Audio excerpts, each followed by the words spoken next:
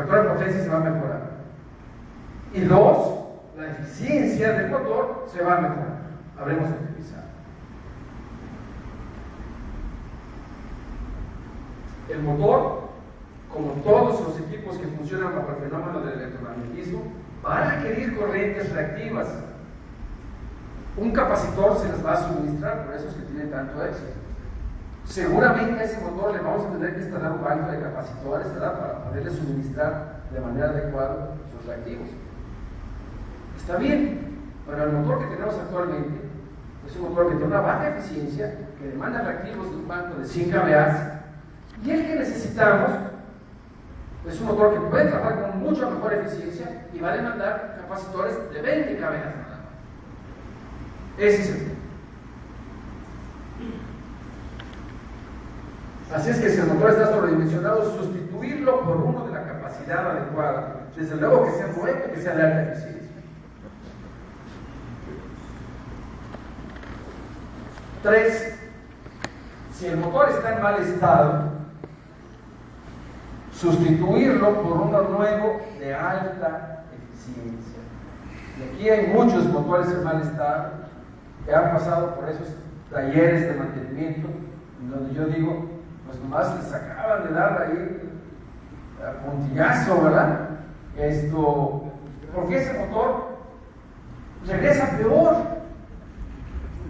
a su lugar y se va a volver a quemar. O sea, no es raro que llegue a un lugar y me diga, no, pues este ya se nos ha quemado como 8 veces. Claro, y es el próximo que se va a quemar. Seguro. Ese motor ya no tiene que estar ahí, ya. Yo les digo, regálenselo a un enemigo, ¿no? Se quede con la bronca a otro.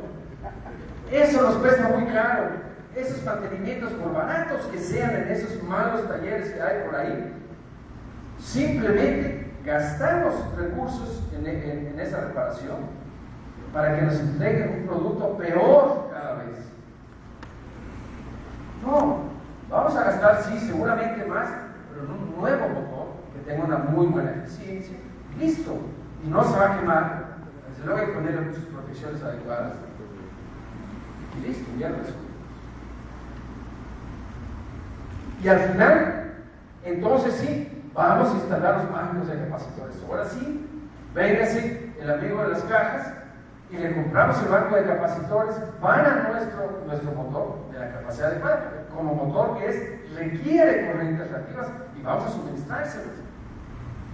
Pero hay que resolver primero el problema. Fíjense, ¿qué es lo que esperamos de un motor? Todos los motores demandan corrientes reactivas para poder operar, ¿verdad? Para crear las condiciones magnéticas de operación. Aquí en esta gráfica vemos más o menos qué tipo de factor de potencia esperamos de un motor que esté trabajando de acuerdo a sí.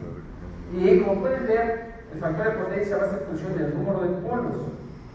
Mientras más polos tenga el motor, va a demandar más reactivos, porque obviamente tiene que crear las condiciones magnéticas para un mayor número de polos, por lo tanto se requieren más reactivos.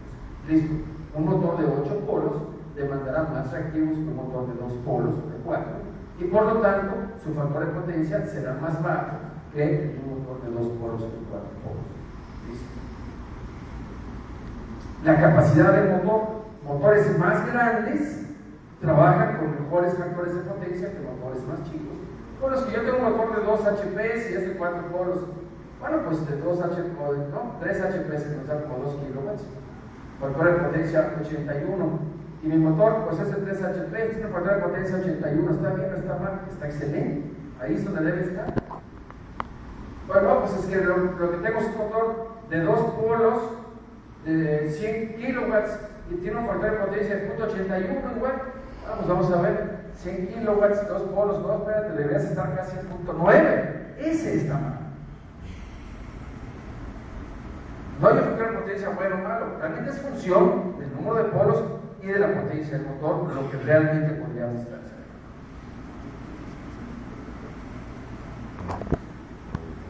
Y también el factor de potencia es una función del porcentaje de carga que está trabajando el motor. Yo decía, motores sobredimensionados tienen un bajo factor de potencia, ¿cierto? Así es que si yo tengo un motor de 100 o de 200 HP, la capacidad que sea, pero trabajando al 20-25% de su capacidad. Porque se nos salió el motor de 20 HP que yo tenía ahí, y en el almacén solo encontré uno de 100, así que fui, se lo puse y listo, ¿no? Funcionó y ahí se quedó. Ese motor está trabajando con un factor de carga baja, 20%, por aquí, factor de potencia de 0.53. ¿Listo? Claro que está mal. Ese es sobredimensionado que diga, mira. Fíjense, ¿qué sucede con los motores eléctricos? Un motor eléctrico, decía yo, demanda corrientes reactivas para crear condiciones magnéticas de operación. Y obviamente demanda corriente activa, que es la que se va a convertir en trabajo útil en la fecha. La corriente activa es la que se convierte al final del día en potencia mecánica en la fecha. Y aquí vemos el motor como demanda 80, ¿qué es 80 aunque no parezca? 80 amperes de corriente activa o de trabajo, y demanda 60 amperes de corriente reactiva o de magnetización. El motor eso necesita. No hay nada que podamos hacer para evitarlo. Eso va a estar demandando, ¿verdad?, para la carga, etc. Si yo le pongo un amperímetro aquí a este conductor eléctrico, lo que voy a medir es la suma vectorial de 80 activos con 60 reactivos. Aquí está la suma vectorial, 80 más 60, me da 100 amperes aparentes. Si yo le pongo el amperímetro ahí, la lectura va a ser 100 amperes. Si yo pongo el amperímetro aquí, la lectura va a ser 100 amperes. Listo, lo mismo porque son corriente activa y reactiva. Ahora bien, si yo instalo un banco de capacitores en este punto, la corriente reactiva va ahora del banco al motor y del motor al banco. Recuerden, la corriente reactiva no se consume, solamente circula de donde yo la genere hasta el punto donde la necesite y de regreso. Entonces está circulando del banco al motor y del motor al banco. ¿Listo? Aquí está dando vueltas la corriente reactiva. Si yo pongo el amperímetro aquí, me va a dar 100 amperes, que es lo que el motor está demandando. Pero si pongo el amperímetro aquí, ya nada más tengo 80 amperes, ¿verdad?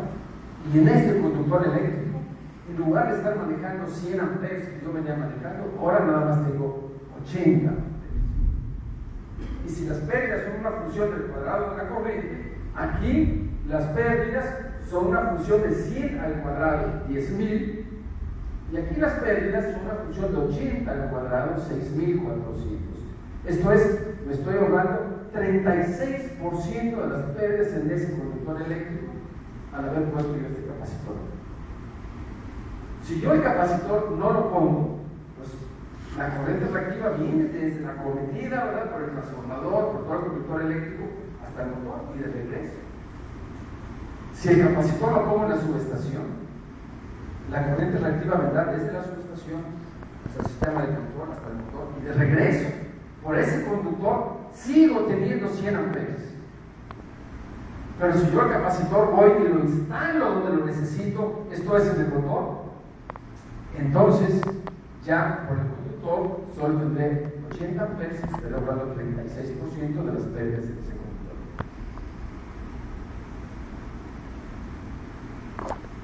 Transformadores.